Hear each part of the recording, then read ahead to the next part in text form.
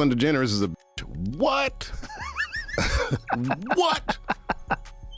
For years, the narrative surrounding Ellen DeGeneres was one of safety. She was the queen of daytime television, a beacon of laughter, giveaways, and the be kind philosophy that built her media empire. But as the walls close in on the elite circles of Hollywood, a different picture is emerging. A picture where the laughter on screen masked an unsettling access to power, secrecy, and the darker corners of the industry. What was it like meeting Ellen, and is she a good person? Let's just all go back to 2017, where I was the first person to call Ellen out before anyone else. You called her out? Yeah. What do you mean? I called her out. I was like, Ellen's not that nice. This was after you went on the show? After I went on the show, and the world blew up about it and was like so mad at me about it. And then someone else said it, and then it was like, oh my God, Ellen's not nice. Yeah. Oh, okay. Why do you say she's not nice? I can't explain it. It was just really energy? weird. I ran into her like backstage. It was like an awkward thing, and like the producers were really scared. I was like, what's going on? They were like, that was not supposed to happen. We're gonna get in trouble. It's like so weird. Recently, Dave Chappelle has stepped into the conversation, not with headline-driven accusations, but with cold, hard analysis of behavioral patterns, resurfaced clips, and a timeline that suggests Ellen DeGeneres was far more than a casual observer in the orbit of Sean Diddy Combs. If the connections Chappelle is allegedly drawing are accurate, this isn't just about the cancellation of a talk show host, it's about potential criminal culpability. Now, for years, the public has been whispering about the secret Hollywood parties and the elite circles that operate outside the view of the public eye. With Diddy's arrest and the subsequent federal raids, the spotlight is no longer just on the bad boy mogul. It is stretching wider, catching those who shared proximity to his private environments. Dave Chappelle, rather than focusing on court proceedings, has been pointing toward repeated access. And in his crosshairs, one name keeps coming into focus: Ellen DeGeneres. When you start reviewing the history, the dynamic between Ellen and Diddy was not one of distant mutual respect. It was one of consistent public interaction. We've all seen the red carpet laughs, but Chappelle points to the subtleties, the invitations to private parties, the hushed conversations about arrival times, and the acknowledgement of after parties that carry on behind closed hotel doors. So tell me about your birthday party. Am I invited? Yes. Yes, you're definitely invited. I invite you to all my parties. You just haven't seemed to show up to No, well, is it on the East Coast? Yes. Well, that's why. Why don't you have one here on the West Coast? Because I work all the time. Okay, well, maybe I have one at your house. Where's that? When you place that next to what we now know about Diddy's private environments, controlled spaces, invite-only rooms, and hidden cameras capturing unspeakable acts, the question changes. It is no longer just who was Diddy around, it is who else had access to those same spaces. To understand the gravity of Ellen's alleged involvement, we have to look at the earliest pattern Chappelle has illuminated. One of the most tragic connecting threads is that of Aaron Carter. Aaron was a child star who entered the industry full of dreams but left carrying trauma that no young person should ever have to hold. Footage resurrected by Chappelle highlights a system where young talents like Aaron were pulled into elite circles under the promise of opportunities and mentorship. Instead of guidance, they found environments where boundaries disappeared. If you examine the trajectory of Aaron Carter's life, the damage is undeniable. He went from a platinum-selling teenager to a man who spent his final years begging for help, claiming that if anything happened to him, it would not be random. I go on my Twitter and I see people saying, you look like you have AIDS, you should go die. I don't understand how I dedicated 22 years of my life to my fans, and now they turn on me. Do you regret ever getting involved in... I didn't have a choice. It got bad when I was about 15 years old. Aaron spoke of needing money for security. He talked about people from Sony Records, a label which was at the time allegedly owned by Diddy, were after him, trying to silence him. Aaron Carter begged for help in front of the world.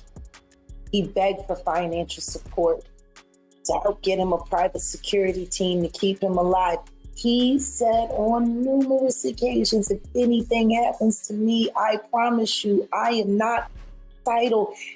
And no one said anything. Silence breaker for my brother, who is a and they're after my life. My whole family is after my life, and they're setting me up. And Sony Records owes me $3.5 million, and they don't want to pay me, and it would be in their better interest, just like Michael told me. They owe me money, and they're trying to off. And I'm begging you and I'm pleading you, Help me raise $100,000 as soon as I can so I can move to an undisclosed location where I am safe. They had cops come and check for a rope in my garage saying I wanted to hang myself. While the official ruling on his demise in 2022 was an accidental drowning, behind the scenes, Dave Chappelle suggests that the timeline of Aaron's life, the access he had to these predatory environments, and his vocal fear before his demise was not a coincidence. It was a pattern of silencing commonly found in Hollywood. This same chain happened with Ellen's ex-girlfriend Anne Heche and her producer Stephen Twitch, two people whose sources claim wanted to expose Ellen. We're getting a look at disturbing, never-before-seen photos of the bathroom where singer Aaron Carter was found dead last year.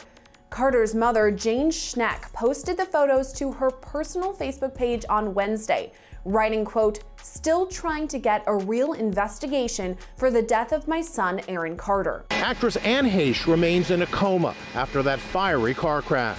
Her condition is far worse than originally believed. Oh my gosh. According to her spokesperson, she's in critical condition and on a ventilator. On Wednesday, news broke that Stephen Twitch boss died from a self-inflicted gunshot wound.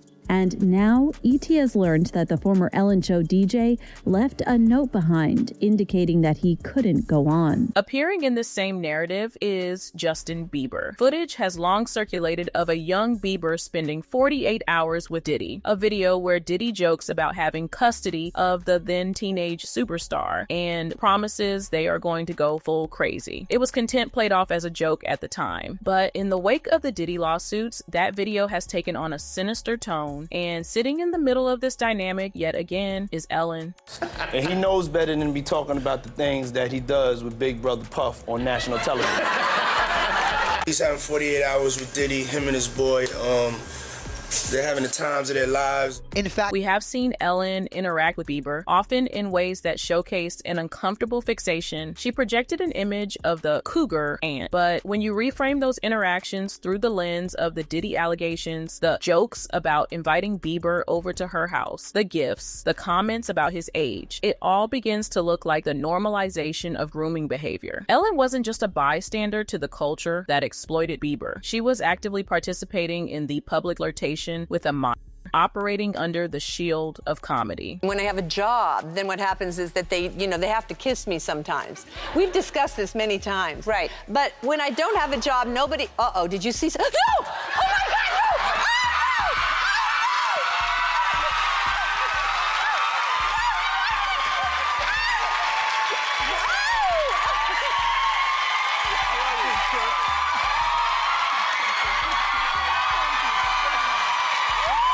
Chappelle didn't stop at the younger talents. He has started drawing lines to established power players like Will Smith. Will and Diddy moved within the same social lanes for years. Vacations, exclusive events, and industry parties where the vibe stayed strictly private. I've been in trouble in my day.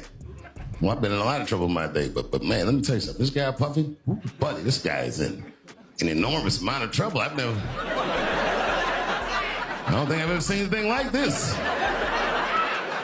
They got this guy in a RICO case by himself. Sources like Jaguar Wright have continuously alleged that Will Smith was present for the corruption of young artists like Bryshare Gray, with witnesses like Justin Bieber and Jaden Smith reportedly in the room. Ellen fits right into this mix because her repeated proximity to Diddy placed her in these overlapping spaces. She wasn't on the outside looking in. She had the kind of access that suggested she knew the rules of the room. And as we have seen in this case, silence is often bought and trauma is often hidden until it becomes physical. They trying to him out so he'll feel too embarrassed to file his lawsuit against Diddy for what Will and Diddy did to him. With Jaden and Justin present, that tape exists. This is where the health consequences come into play. Allie Carter, a survivor who spoke out about being a party favor at Diddy's events, described the long-term physical toll of these environments. She hinted at contracting diseases within these circles, a claim bolstered by Jaguar Wright's allegations that Diddy had been battling certain health conditions for years while continuing to host these unprotected freak-offs. It paints a picture of reckless endangerment where the powerful walked away unscathed while the vulnerable paid the price. I was at a Diddy party. I was one of the party favors. But I told you, nobody tells on Diddy. Maria Z, I did that interview in 2021, 7 months ago. We made sure, I already knew that Diddy and Oprah is about to get arrested.